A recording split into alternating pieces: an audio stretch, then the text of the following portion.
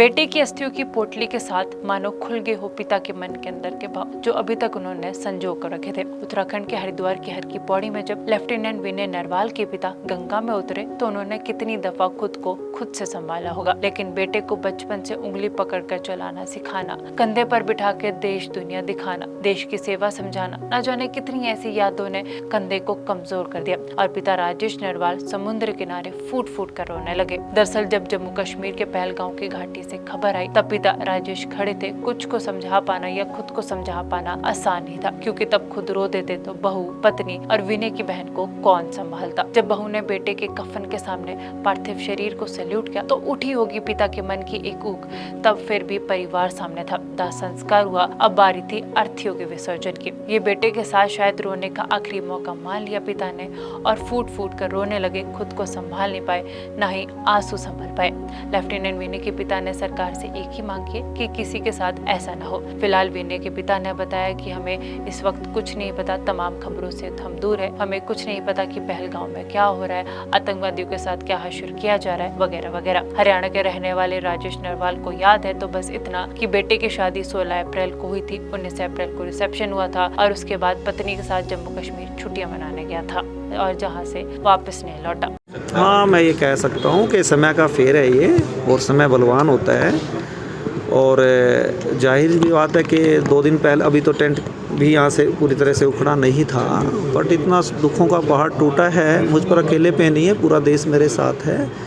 और ठीक है, अनरिपेयरेबल, अनबियरेबल एंड अनटॉलरेबल है मेरे लिए और मेरी फैमिली के लिए, बट भगवान ही संभल देगा इसके लिए। देखो, उसकी विटनेस मेरी बेटी पुत्रवधू रही है। वो क्या कोई भी उसकी जगह होती तो ये बयान करने की बात नहीं है कि कितने ट्रॉमा में वो थी, नहीं कह सकता। नहीं, वहाँ का एडमिनिस्ट्रेशन और सरकार अच्छी तरह से मदद कर रही थी लोगों की, ऐसा नहीं है। एम्बुलेंसेस में सबको हॉस्पिटल लेके गए, जिसको हेल्प की ज़रूरत थी उनको हेल्प भी दी उन्होंने। और केंद्रीय गृह मंत्री अमित शाह जी ने खुद इस चीज़ की कमान संभाली। हमारे मनोहर लाल खट्टर जी बीच में ही विदेश का दौरा रद्द करके क्योंकि करनाल से हेल करता हूँ मैं, तो इसलिए स्पेशल इसको मॉनिटरिंग की गई। आदरणीय प्रधानमंत्री नरेंद्र मोदी जी बीच में ही विदेश का दौरा रद्द करके सिचुएशन को देखने के लिए खुद आए। विदेश मंत्री जयशंकर प्रसाद जी ने भी ठीक उसी तरह यही स्टेप लिया। कितनी इंपॉर्टेंट मीटिंग्स होती है, बड़ी मुश्किल से सेटिंग होती है, क्योंकि बीइंग गवर्नमेंट ऑफिसर मैं कह सकता हूँ कि दूसरे देश में जाना कोई आसान नहीं होता कि वहाँ पर हमने क्या करना। हमारे देश की पॉलिसीज़ होती हैं, ट्रीटीज़ होती हैं, डिफरेंट टाइप की होती हैं, उनको बीच में छोड़ना, क्योंकि इतना बड़ा हादसा हुआ है देश में, तो उसकी सब चीज़ें। He was a dashing officer, he was a मतलब outstanding and brilliant student throughout his studies, and you can go in the Saint Kabir Public School till today because he stood first and second. उसका photograph आपको आज भी वहाँ देखने को मिलेगा। तो आउटस्टैंडिंग रहा है अपने टीचर्स का। बेटे की अस्थियों की पोटली के साथ मानो खुल गए हो पिता के मन के अंदर के भाव, जो अभी तक उन्होंने संजो कर रखे थे। उत्तराखंड के हरिद्वार की हर की पौड़ी में जब लेफ्टिनेंट विनय नरवाल के पिता गंगा में उतरे तो उन्होंने कितनी दफा खुद को खुद से संभाला होगा, लेकिन बेटे को बचपन से उंगली पकड़कर चलाना सिखाना, कंधे पर बिठा के देश दुनिया दिखाना, देश की सेवा समझाना, न जाने कितनी ऐसी यादों ने कंधे को कमजोर कर दिया और पिता राजेश नरवाल समुद्र किनारे फूट फूट कर रोने लगे। दरअसल जब जम्मू कश्मीर के पहलगांव की घाटी से खबर आई तब पिता राजेश खड़े थे। कुछ को समझा पाना या खुद को समझा पाना आसान नहीं था, क्योंकि तब खुद रो देते तो बहू, पत्नी और विनय की बहन को कौन संभालता। जब बहू ने बेटे के कफन के सामने पार्थिव शरीर को सैल्यूट किया तो उठी होगी पिता के मन की एक ऊक। तब फिर भी परिवार सामने था, दाह संस्कार हुआ, अब बारी थी अर्थियों के विसर्जन की। ये बेटे के साथ शायद रोने का आखिरी मौका मान लिया पिता ने और फूट फूट कर रोने लगे। खुद को संभाल नहीं पाए, न ही आंसू संभल पाए। लेफ्टिनेंट विनय के पिता ने सरकार से एक ही मांग की कि किसी के साथ ऐसा न हो। फिलहाल विनय के पिता ने बताया कि हमें इस वक्त कुछ नहीं पता, तमाम खबरों से हम दूर है, हमें कुछ नहीं पता कि पहलगांव में क्या हो रहा है, आतंकवादियों के साथ क्या हशर किया जा रहा है, वगैरह वगैरह। हरियाणा के रहने वाले राजेश नरवाल को याद है तो बस इतना कि बेटे की शादी 16 अप्रैल को हुई थी, 19 अप्रैल को रिसेप्शन हुआ था और उसके बाद पत्नी के साथ जम्मू कश्मीर छुट्टियां मनाने गया था और जहाँ से वापस नहीं लौटा। हाँ, मैं ये कह सकता हूँ कि समय का फेर है ये, और समय बलवान होता है। और जाहिर भी बात है कि 2 दिन पहले अभी तो टेंट भी यहाँ से पूरी तरह से उखड़ा नहीं था, बट इतना दुखों का पहाड़ टूटा है। मुझ पर अकेले पे नहीं है, पूरा देश मेरे साथ है।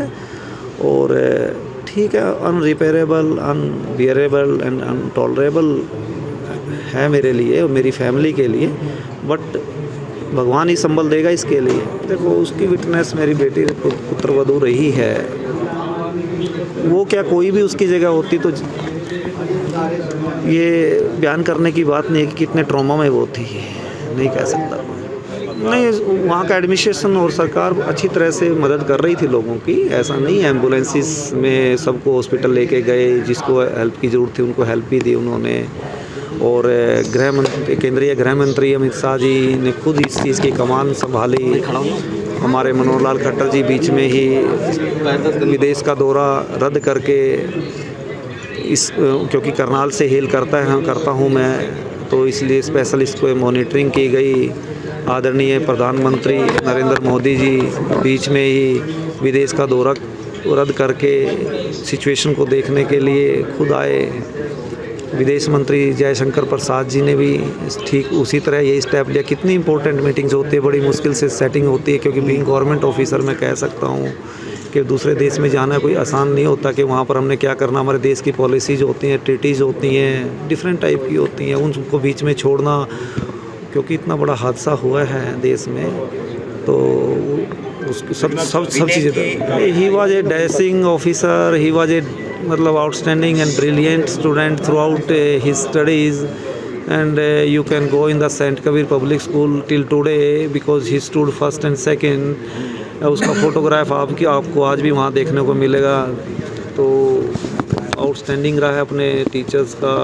बेटे की अस्थियों की पोटली के साथ मानो खुल गए हो पिता के मन के अंदर के भाव, जो अभी तक उन्होंने संजो कर रखे थे। उत्तराखंड के हरिद्वार की हर की पौड़ी में जब लेफ्टिनेंट विनय नरवाल के पिता गंगा में उतरे तो उन्होंने कितनी दफा खुद को खुद से संभाला होगा, लेकिन बेटे को बचपन से उंगली पकड़ कर चलाना सिखाना, कंधे पर बिठा कर देश दुनिया दिखाना, देश की सेवा समझाना, न जाने कितनी ऐसी यादों ने कंधे को कमजोर कर दिया। और पिता राजेश नरवाल समुद्र किनारे फूट फूट कर रोने लगे। दरअसल जब जम्मू कश्मीर के पहलगांव की घाटी से खबर आई तब पिता राजेश खड़े थे। कुछ को समझा पाना या खुद को समझा पाना आसान नहीं था, क्योंकि तब खुद रो देते तो बहू, पत्नी और विनय की बहन को कौन संभालता। जब बहू ने बेटे के कफन के सामने पार्थिव शरीर को सैल्यूट किया तो उठी होगी पिता के मन की एक ऊक। तब फिर भी परिवार सामने था, दाह संस्कार हुआ, अब बारी थी अर्थियों के विसर्जन की। ये बेटे के साथ शायद रोने का आखिरी मौका मान लिया पिता ने और फूट फूट कर रोने लगे। खुद को संभाल नहीं पाए, न ही आंसू संभल पाए।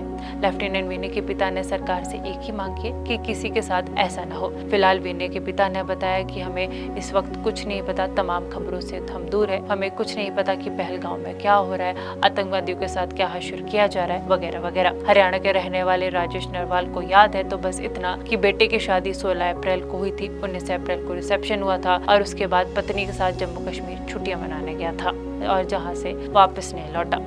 हाँ, मैं ये कह सकता हूँ कि समय का फेर है ये, और समय बलवान होता है। और जाहिर भी बात है कि 2 दिन पहले अभी तो टेंट भी यहाँ से पूरी तरह से उखड़ा नहीं था, बट इतना दुखों का पहाड़ टूटा है। मुझ पर अकेले पे नहीं है, पूरा देश मेरे साथ है।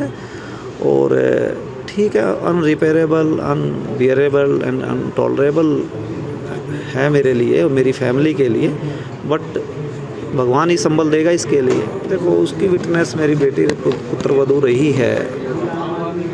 वो क्या कोई भी उसकी जगह होती तो ये बयान करने की बात नहीं है कि कितने ट्रॉमा में वो थी, नहीं कह सकता।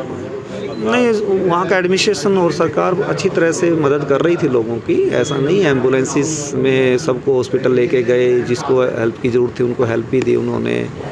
और केंद्रीय गृह मंत्री अमित शाह जी ने खुद इस चीज़ की कमान संभाली। हमारे मनोहर लाल खट्टर जी बीच में ही विदेश का दौरा रद्द करके क्योंकि करनाल से हेल करता हूँ मैं, तो इसलिए स्पेशल इस पर मॉनिटरिंग की गई। आदरणीय प्रधानमंत्री नरेंद्र मोदी जी बीच में ही विदेश का दौरा रद्द करके सिचुएशन को देखने के लिए खुद आए।